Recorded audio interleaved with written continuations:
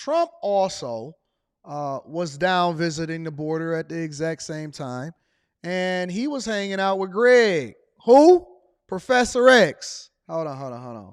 Trump Trump was visiting the border at the same time as Biden was making his speech, and he was hanging out with Greg, Professor X. Let me get a round of applause for Professor X. Yeah. He was at the border at the same time, and they was all hanging out. Professor X was in his wheelchair. Greg Abbott, that is. The best, and the brightest of governors in the United States of America. Make no mistake about it. He is Meals on Wheels, baby. Shout out to Greg Abbott. Absolutely killing it out here in these streets. But Greg decided that he wanted to go over there and visit, bring Trump in and have him visit the border. And Trump also did a speech. So let's get to that also. Let's just continue to listen in here out of Eagle Pass, Texas. Anything else that he's been doing to serve the American people. President, thank you. Thank you very much. The reports have come out, and we've been covering them, and everybody's been. And I spoke to the parents of an incredible young lady, and you saw her the other day. You saw what happened the other day in Georgia. And the parents are devastated. They're incredible people. But this is a Joe Biden invasion. This is a Biden invasion over the past 3 years. I call him Crooked Joe because he's crooked. He's a terrible president, the worst president our country's ever had, and probably the most incompetent president we've ever had. Hey, you gotta love this guy.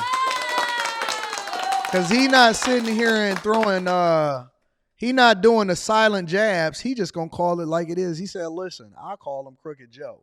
Because he's quite possibly the most crooked and incompetent president that this country has ever. He just said it directly to your face. See, this is why people that rock with Trump wind up rocking with Trump, because he say what he mean and he mean what he say. Regardless of how you feel about him, he not going to sit here and throw no underhanded jabs. He just going to call you straight to what it is that he think that you probably. You said, man, I call him Crooked Joe. And I called her Crooked Hillary. And I call him Sucker Obama. He just gonna call you exactly what he think you are to your face, and he not even gonna mince no words. We got to give him a round of applause for that. But it's allowing thousands and thousands of people to come in from China, Iran, Yemen, the Congo, Syria, and a lot of other nations. Many nations are not very friendly to us. He's transported. Shout out to the OG Rihanna on X, formerly known as Twitter. I love you, baby. I appreciate you. The entire columns of fighting aged men, and they're all at a certain age, and you look at them and say, they look like warriors to me. Something's going on that's bad. Now the United States is being overrun by the Biden migrant crime. It's a new form of vicious violation to our country. It's migrant crime. We call it Biden migrant crime, but that's a little bit long, so we'll just leave it. But every time you hear the term migrant crime, you know where that comes from. Allowing thousands and thousands and actually millions and millions of people to come. Could be 15 million, could be 18 million by the time he gets out of office, because hopefully the biggest risk we have is 9 months. That's a long time. Right. A lot of bad things can happen. I always say, in speeches and rallies, it's if you take the 10 worst presidents in the history of our country and you added them all up, all of the problems, all of the lousy jobs they've done, you can add them all up. It's not as bad as this one man has done for our country. What he's done to our country is he's destroying our country. We were just talking before. The general was saying, he can't believe what's happening. He can't believe it. It's so sad. Last year, almost half of all ICE arrests were criminal aliens charged for more than 33,000 assaults, 3,000 robberies, 6,900 burglaries, 7,500 weapons crimes. This is all migrant crime. 4,300 sex crimes, 1,600 kidnappings, and 1,700 homicides and murders. And one is too many. Hey, don't you suckers that keep on voting based off of the fact that you don't like somebody else instead of voting based off of policy, don't y'all realize that one is too many? Now, let it happen to any one of y'all family members or your kids or something like that, and then you're going to want something to be done. It reminds me of the drug crisis in the 70s and the 60s and the 80s and the crack epidemic that happened to different communities. Because nobody cared as long as it was in the hood. But then when it became the opioid crisis, everybody wanted to start holding Big Pharma and Mexico and all of this accountable. Now that it's a fentanyl outbreak, now that it's meth, because see, meth is a white person's thing. Now they want to start paying attention to it and they start, hey, we need to get control of this. Did you see what's going on in Philadelphia? You see what's going on in North Texas? It's an epidemic of methamphetamines and fentanyl and horse tranquilizers coming into the country. That's the same thing that's happening when it comes to the border crisis. See, you don't care because you don't see it every day affecting your daily, everyday life, but you are, and it's going to happen. And you don't realize it, but you're being displaced, replaced, everything, jobs, votes, money, resources. They're investing in a completely different demographic of people in order to maintain power. And because you don't understand what's going to happen and why it's sitting right at your doorstep until it gets there, and then by the time you start complaining about it, it's too late because you already voted a certain way. These are the people that are coming into our country, and they're coming from jails, and they're coming from prisons, and they're coming from mental institutions, and they're coming from insane asylums, and they're terrorists. They're being led into our country, and it's horrible. It's horrible. And, you know, I know many of the leaders of these other countries that are doing it, and it's not just South America. It's all over the world. The Congo, a very big population coming in from jails from the Congo. You look at the jails now, you take a look at the jails throughout the region, but more importantly, throughout the world. They're emptying out because they're dumping them into the United States. And these guys try and make like, oh, isn't it wonderful?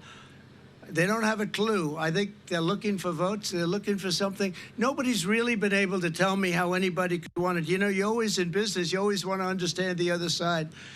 You want to figure it out so you can do something that's good or bad, depending on what you're looking for. Facts. But nobody can explain to me, because everybody I speak to says how horrible it is. Nobody can explain to me how allowing millions of people from places unknown, from countries unknown, who don't speak languages. We have languages coming into our country. We have nobody that even speaks those languages. They're truly foreign languages. Nobody speaks them. And they're pouring into our country, and they're bringing with them tremendous problems, including medical problems. As you know, we had Title II, and we had different things to solve that problem, but they've terminated all of that. Even the judge couldn't believe it. The judge said, no, you can't do that. It would be horrible to do that, and he let it go. But he said in 6 months it expires, and it expired, and that's it. So I just think you're doing an incredible job. Just 1 week ago, a beautiful 22-year-old nursing student from Georgia was barbarically attacked, almost unrecognizable, while she was out on her morning run. She was a morning run. She was doing keep herself in shape. She was a beautiful young woman. She was a great person, best nursing student there was. I spoke to her parents yesterday. They're incredible people. They're devastated beyond belief. But she was beautiful, just so beautiful in so many ways, and brutally assaulted, horrifically beaten, kidnapped, and savagely murdered. The monster that charged in the death is an illegal alien migrant who was led into our country and released into our communities by crooked Joe Biden. He's crooked. I took the name away from Hillary because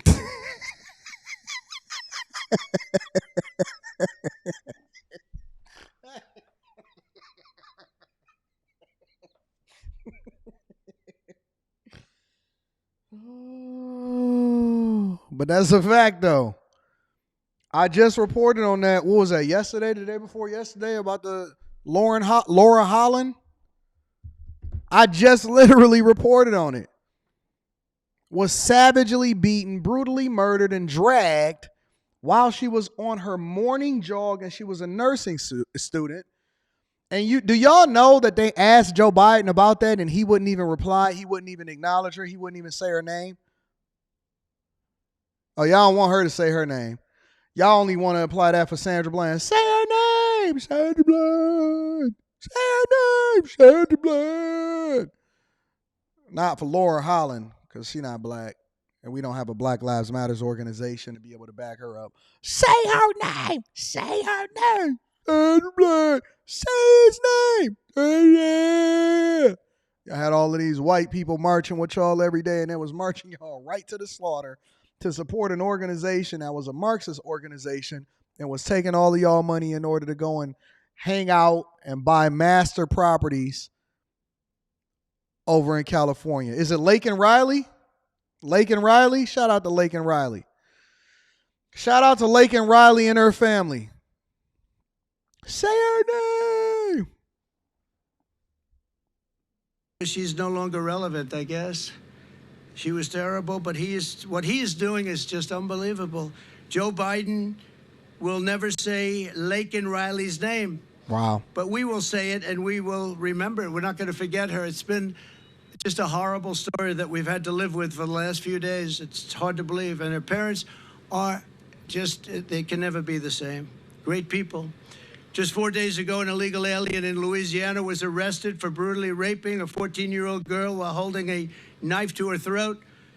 And he then allegedly robbed a man who was getting out of his car in front of his home and repeatedly stabbed him in the face, in the back, in the face many, many times before police found this person standing in the middle of the street, all covered with blood, standing over the blood of the man he was attacking. Last year, a sadistic illegal alien criminal who was released into our country by Joe Biden was arrested for raping an 11-year-old girl and strangling her to death in Pasadena, Texas. And shortly before she was murdered, she texted her father that someone was knocking at the door. He arrived home from work and found his daughter's body stuffed in a laundry basket underneath the bed. Jesus. Horrible. Crooked Joe is the blood of countless innocent victims. It's so many stories to tell, so many horrible stories. 3 years ago, we had the most secure border in history. Brandon was saying it. The general was saying it. We had the most secure border, and people weren't coming because they knew they weren't going to get in. And we weren't promising free education, free medical, free everything. I mean, all the promises that are made, no wonder they come. I mean, you look at what this Governor Newsom from California, isn't that his name, Newsom?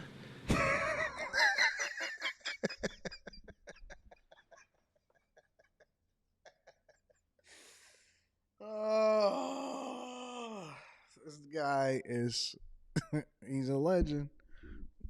Governor Newsom. Governor Gavin Newsom is what he's calling him.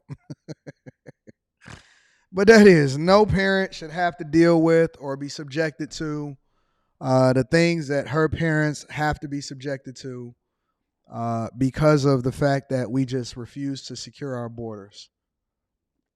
I haven't heard that nickname before. That's new to me, but shout out to Trump.